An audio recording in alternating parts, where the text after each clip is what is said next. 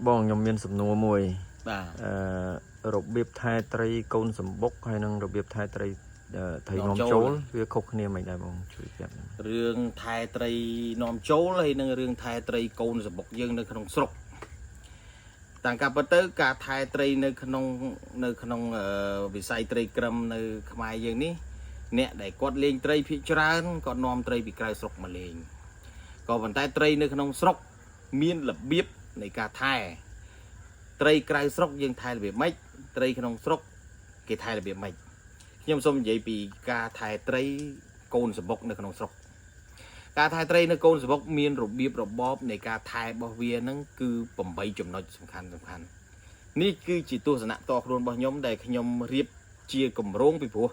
ដោយសារតែនៅស្រុកខ្មែរយើងខ្ញុំមានការរៀបចំការខំកូនសបុកអញ្ចឹងឥឡូវហ្នឹងខ្ញុំបានរៀបចំកូនសបុករបស់ខ្ញុំហើយខ្ញុំរៀបកម្មវិធីសម្រាប់ថែវាអញ្ចឹងខ្ញុំរៀបចំកម្មវិធីថែវាហ្នឹងគឺ8ខ្ញុំសូមបាទបកស្រាយប្រាប់បងប្អូនណាថា8ហ្នឹងវាមានអីខ្លះនេះជាប្រូក្រាមសម្រាប់ខ្ញុំទេសម្រាប់បងប្អូនណាថែយ៉ាងម៉េចខ្ញុំអត់ដឹងទេហើយខ្ញុំនឹងនិយាយការថែត្រីក្រៅសបុកក្រៅស្រុកឲ្យបងប្អូនបានស្ដាប់ទាំងអស់គ្នាហើយខ្ញុំថតជាវីដេអូនេះទុកចែកជូនបងប្អូនយើងហ្នឹងហើយអញ្ចឹងខ្ញុំសូមនិយាយពីការថែត្រីកូនសបុកការថែត្រីកូនសបុកបងប្អូនត្រូវផ្ដោតសំខាន់មួយគេហៅថាថែវាឲ្យចាស់ទឹកថែឲ្យចាស់ទឹកហ្នឹងមិនមែនបងប្អូនដាក់ស្លឹកឆាត់ទាំងដុំដើម្បីឲ្យទឹកហ្នឹងវាខ្មៅទឹកហ្នឹងវានេះទេការថែត្រីឲ្យចាស់ទឹកហ្នឹងមានន័យថាបងប្អូនឡើងកូនសបុកបាទឡើងកែវឲ្យបានយូរថ្ងៃបាទឡើងកែវហ្នឹងគឺយ៉ាងហោចណាស់ឲ្យបានយ៉ាងតិចគឺ10ថ្ងៃទៅចុះអានេះខ្ញុំសូមបញ្ជាក់ប្រាប់បងប្អូនថាបើបញ្ញាប់ណាស់បើលឿនណាស់យ៉ាងហោចណាស់បាន10ថ្ងៃអាហ្នឹងបានកូនសបុកបងប្អូនហ្នឹងវាខំបាទវាពេលដែលវាខំជាមួយនឹងដៃគូរបស់វាអត់ងាយដករត់ទេអាហ្នឹងចំណុចពិសេសមួយបាទប៉ុន្តែលក្ខណៈនៃការលេងកូនសបុកយើងនិយាយចាប់ពីយើងជ្រើសរើសត្រីនៅក្នុងសបុកយកទៅថែប្រយុទ្ធតងំបានចេញប្រយុទ្ធតើយើងត្រូវឆ្លងកាត់ដំណាក់កាលណាខ្លះបាទនេះមិនមែនយើងនិយាយហ្នឹងយើងអត់ធ្វើឯរាល់ថ្ងៃហ្នឹងគឺខ្ញុំធ្វើរួចហើយបាទបានខ្ញុំមានបទពិសោធន៍ខ្ញុំយកមកចែកជូនបងប្អូនការចាប់ត្រីនៅក្នុងសបុកហ្នឹងបងប្អូនត្រូវរើសវា2ដងមានន័យថាដំបូងឡើយហ្នឹងគឺយើងត្រូវប៉ាន់មើលត្រីថាតើយើងគួរចាប់គីឡូទូចឬគីឡូធំselectវាមានន័យថាយើង select គីឡូទូចឬគីឡូធំទៅតាមគោលដៅនៃការកំណត់របស់គណៈកម្មការបាទពេលដែលយើង select រើសបាទយើងរើសត្រីរួចហើយយើងត្រូវឡើងកែវបាទបងប្អូនត្រូវឡើងកែវមើលថាតើត្រីរបស់យើងនឹងវាមានរបួសស្នាមខំគ្នាក្នុងសបុកអត់បាទត្រីវាមានទម្រង់បែបផែនយ៉ាងណាបាទមានដាច់រហែកបែកភ្នែកខូចមាត់បាទស្វិតកតុយយើងត្រូវឡើងមើលទម្រង់មួយដើម្បីកុំឲ្យពេលដែលយើងម៉ាក់យើងឡើងថែទៅវាខាត់ពេលវេលាអញ្ចឹងយើង select ត្រីឲ្យហើយបាទនេះជាលក្ខខណ្ឌទី2ពេលដែលយើង select ត្រីហើយយើងត្រូវយកត្រីនឹងទៅម៉ាក់ពាក្យខ្មែរយើងគេហៅថាទៅត្រាំសកាបាទយើងទៅត្រាំសកាហ្នឹងដើម្បីឲ្យកូនត្រីរបស់យើងហ្នឹងទី1គឺធ្វើឲ្យសកាវាហ្នឹងដុះរោមហើយនឹងសការបស់វាហ្នឹងគឺវាគ្របដណ្ដប់ទៅដោយជាតិបាទអាជាតិនៅក្នុងសារជាតិដែលយើងធ្វើទឹកម៉ាក់ហ្នឹងឬក៏ទឹកត្រាំសកាវាហ្នឹងគឺឲ្យសកាវាហ្នឹងរឹងបាទហើយវាដុះធ្មេញរបស់វាកាលណាយើងត្រាំសកាទៅធ្មេញរបស់វាចាស់ល្អបាទវាអត់ទុនហើយក៏វាអត់ខំទៅឆាប់ចាញ់មាត់គេដែរហ្នឹងហើយការត្រាំសកានេះឬក៏ម៉ាក់ត្រីនេះបងប្អូនត្រូវបន្ថយចំណីដាច់ខាតបងប្អូនត្រូវបន្ថយចំណីបើបងប្អូនអត់បន្ថយចំណីទេបងប្អូនម៉ាក់ត្រីស្មើនឹងបរាជ័យ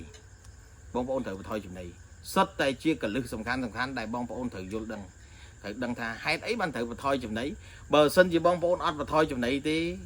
យើងដាក់ថែមែនយើងដាក់វាត្រាំសកាមែនប៉ុន្តែបងប្អូនបុកចំណីធ្វើឲ្យត្រីនឹងវាឡើងសាច់បាទសារជាតិថ្នាំដែលយើងប្រើសម្រាប់ត្រាំសកាត្រីគឺធ្វើឲ្យត្រីនឹងរឹបសាច់រឹបសកាតែបងប្អូនបុកចំណីធ្វើឲ្យត្រីនឹងវាធាត់អញ្ចឹងសការបស់វានឹងក៏អត់ប្រកែដែរនៅពេលណាដែលយើងត្រូវដាក់ចំណីបាទបងប្អូនចាប់វាចេញពេលដែលយើងម៉ាក់ហើយបងប្អូនអត់ទាន់ឡើងកែវចិញ្ចឹមទេបងប្អូនឡើងកែវធម្មតាឡើងកែវទឹកចិញ្ចឹមវាធម្មតាអត់ទាន់ឡើងកែវថែត្រីទេបាទយើងឡើងចិញ្ចឹមវា2ឬ3ថ្ងៃសិនបាទចេញពីម៉ាក់មកគឺយើងត្រូវតែបាទ ធ្វើឲ្យវាស្រឡះខ្លួនចំវានៅក្នុងកែវធម្មតាឲ្យវាស្រឡះខ្លួនឲ្យវារលាស់ខ្លួនបាទបើកឲ្យវាអួតហើយបងប្អូនត្រូវមើលសកាវាទៀតបាទជួនកាលត្រីខ្លះយើងឆ្ងល់ថាត្រីគេជួនកាលគេនិយាយថាម៉ែដែរគេម៉ែ3ថ្ងៃរឹងហើយត្រីយើងម៉ែ10ថ្ងៃហើយអត់រឹងបាទគឺយើងត្រូវមើលជាក់ស្ដែងវាសិក្សាតាំងពីអាយុត្រីអាយុកាលត្រីខ្លះយើងចាប់របស់វាយើងចាប់ត្រីខ្លះ6ខែរឹងត្រីមានការឡើង3បងប្អូនទី1គឺវាឡើងស្បែកទី2វាឡើងថ្មិញទី3គឺវាឡើងរូមបាទអញ្ចឹងក្នុង3ហ្នឹងបងប្អូនចាំមើលថាសបុកណាដែលវាឡើងអាណាមុនបាទវាត្រីវាឡើង3ដងប៉ុន្តែជួនកាលវាឡើងស្បែកមុនជួនកាលវាឡើងរូមត្រីខ្លះទឹមតែ4 5ខែប៉ុនរូមវាស្អាតណាស់បាទប៉ុន្តែអន់ស្បែកអន់ថ្មិញបាទហើយវាឡើងបន្តគ្នាអញ្ចឹងត្រីបើបងប្អូនឃើញថាត្រីភាកច្រើនត្រីខ្លះកតល់ប៉ុន្តែបងប្អូនមើលកតល់ហ្នឹងវាឡើងថ្មិញហើយនឹងវាឡើងស្បែកដែរបងប្អូនចូលចិត្តតែជួនកាលតែទិញត្រីមករកតាណាកតល់អត់សូវមានរូមហ្នឹងបាទរូមវាអត់តន់ចេញមកមែនប៉ុន្តែវាចេញស្បែកហើយថ្មិញហើយអញ្ចឹងបានគេចូលចិត្តខំត្រីដែលអត់សូវមានរូមបាទហ្នឹងដែលបងប្អូនតែងតែចំណាំណាបាទឥឡូវខ្ញុំមកបកស្រាយហ្នឹងហើយឥឡូវយើងបន្តទៀតនៅពេលដែលយើងបាទឡើងវាចិញ្ចឹមបាន2ថ្ងៃឬក៏3ថ្ងៃយើងឃើញថាត្រីយើងស្រឡះខ្លួនរួចហើយបានយើងធ្វើការស្រេចវាឡើងទៅក្នុងកែវដែលយើងចិញ្ចឹមសម្រាប់ខំតែម្ដងបាទពេលដែលយើងឡើងកែវហ្នឹងយើងបិទវាចោល1ម៉ោងឬក៏2ម៉ោងសិនបាទយើងអត់តន់ឲ្យវាឃើញគ្នាទៀតទេគឺឲ្យវាសម្រាកឲ្យស៊ាំជាមួយនឹងទឹកថ្មីទៀតហើយបាទអញ្ចឹងនៅក្នុងកែវទឹកថ្មីហ្នឹងយើងមិនមែនឲ្យវារស់នៅក្នុងហ្នឹងហើយយើងចិញ្ចឹមក្នុងហ្នឹងឬក៏យើងដេញមេក្នុងហ្នឹងឬក៏យើងសីក្នុងហ្នឹងមិនមែនទេបាទយើងឡើងក្នុងកែវធំហ្នឹងគឺយើងឡើងដើម្បីឲ្យវាស្គាល់មេដំបូងគេពេលដែលវាលេងមេបាទបងប្អូនដាក់មេម្ដងមួយមេយើងលេងមួយថ្ងៃម្លងមួយថ្ងៃបងប្អូនកុំដេញមេជាប់បាទយើងដេញមួយថ្ងៃម្លងមួយថ្ងៃហើយយើងដេញមេចាប់ពីមេ2ឬមេ3ល្អបងប្អូនដេញមេច្រើនពេកអត់បានទេដេញមេច្រើនលើកលែងតែបងប្អូនមានទូបាទទូធំអានេះសម្រាប់បងប្អូនដែលគាត់ថែត្រឹមតាបាទកែវកញ្ចក់ធម្មតាល្មមកែវទឹក10លីត្រអីបាទយើងអាចដេញមេបានមិនមែនយើងដេញបានទេហើយដេញប៉ុណ្ណឹងគឺបានហើយបាទអ្នកដេញទូធំមិនប្រកាសថាឈ្នះទូតូចហើយអ្នកដេញទូទូចក៏មិនប្រកាសថាឈ្នះទូធំដែរការដេញមេមិនមែនស៊ីសងការចាញ់ឈ្នះទៅលើការដេញមេហ្នឹងទេបាទការចាញ់ឈ្នះគឺស្ថិតនៅលើទឹកចិញ្ចឹមពូជត្រីការវឹកវើរបស់វាបាទបងប្អូន3ហ្នឹងបងប្អូនថែទាំឲ្យបានបងប្អូនជោគជ័យហើយបាទហើយមានបងប្អូនខ្លះក៏សួរថានៅពេលដែលយើងថែត្រីឲ្យស៊ីចំណីអីចំណីសម្រាប់ថែត្រីក្រឹមបងប្អូនវាយើងមិនចាំបាច់រកអាហារដែលពិសេសឲ្យពិបាករកទេជាទូទៅគឺមានតែដង្កូវទឹកហើយចលៀនក្រហមបាទជាអាហារមួយដែលបងប្អូនអាចរកទិញលើទីផ្សារបានណាបងប្អូនអាចបង្កើតវាបានបងប្អូនអាចធ្វើបានអាហ្នឹងពាក់ព័ន្ធនឹងចំណីបើខ្ញុំនិយាយពីចំណីពិសេសរបស់ត្រីវាមានច្រើនបងប្អូនបាទដូចជាពងពីងពីងបាទពងពីងពីងដែលយើងពិបាករកទៅរកណាបាទអានេះសិតតែជាចំណីដែលចាស់បុរាណគាត់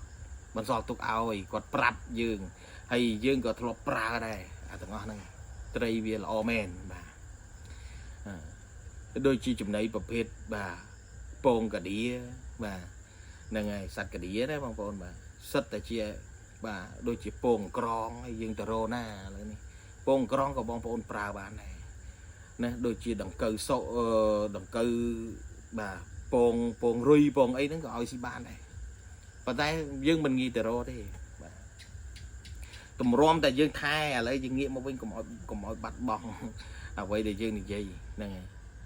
អញ្ចឹងនៅពេលដែលត្រីហើយកូនសបុកយើងថែរយៈពេលប្រហែលថ្ងៃបានចេញខំបាទពេលដែលយើងឡើងថែវាបាទយើងដេញមេវាហើយដេញមេដូចខ្ញុំប្រាប់អញ្ចឹងគឺដេញមួយថ្ងៃម្ដងមួយថ្ងៃណាបងប្អូនណាអញ្ចឹងពេលដែលយើងដេញមួយថ្ងៃម្ដងមួយថ្ងៃហើយដេញមេបងប្អូនត្រូវមើលសំខាន់បំផុតពេលដែលយើងដេញមេហើយយើងសីឲ្យចំណីដេកពាក្យថាសីឲ្យចំណីដេកហ្នឹងបងប្អូនដេញមេចប់ដួសមេចេញបងប្អូនសីនឹងចង្កឹះទៀតបាទអញ្ចឹងយើងចាប់ផ្ដើមពេលដែលសីហ្នឹងយើងឲ្យចំណីស៊ីម្ដងតិចមិនមែនបងប្អូនដួសតកៅទឹកមក10គ្រាប់ដាក់ទាំងអស់ទេបាទបងប្អូនតម្លាក់តកៅទឹកម្ដង2-3គ្រាប់2-3គ្រាប់អញ្ចឹងទៅហើយបងប្អូនសី វាស៊ីអញ្ចឹងបងប្អូនត្រីយើងសុខភាពល្អហើយអត់ហើមពុះអត់ឈឺទេបាទមានវគ្គក្រោយខ្ញុំនឹងប្រាប់បងប្អូនពីរបៀបធ្វើទឹកចិញ្ចឹមវាថាគួរធ្វើយ៉ាងម៉េចតែឥឡូវនិយាយពីវិធានការសិនបាទថាថែវាយ៉ាងម៉េចបាទហើយកូនសបុកគឺយើងថែបែបហ្នឹងប៉ុន្តែមុនចេញខំ3ថ្ងៃគឺបងប្អូនកុំដេញមេកុំឲ្យវាដេញមេបងប្អូនរមមេណាដែលវាមានពងធំមេធំណា